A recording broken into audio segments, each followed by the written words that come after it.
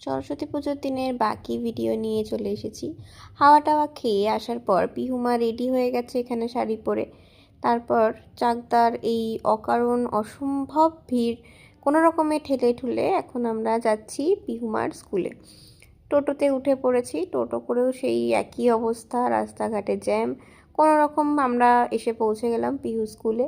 পিহুর স্কুলে ভর্তি হওয়ার পর তার প্রথম সরস্বতী পুজো তো অবশ্যই যেতে হবে।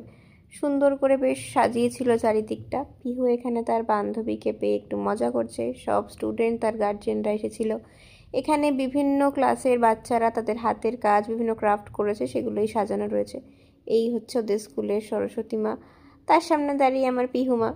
ফুল দিয়ে কি সুন্দর এখানে আলপনা দেওয়া হয়েছে। ঠান্ডা যতই লাগুক সোয়েটার তো পরা যাবে না সেজেগুজে। এখানে দাঁড়িয়ে আছেন দুই ঢঙি ম্যাডাম। আরও কিছু আঁকা টাকা দেখে এখন বাড়ি ফিরতে হবে। ফাঁকা রাস্তা দিয়ে বাড়ি ফিরলাম।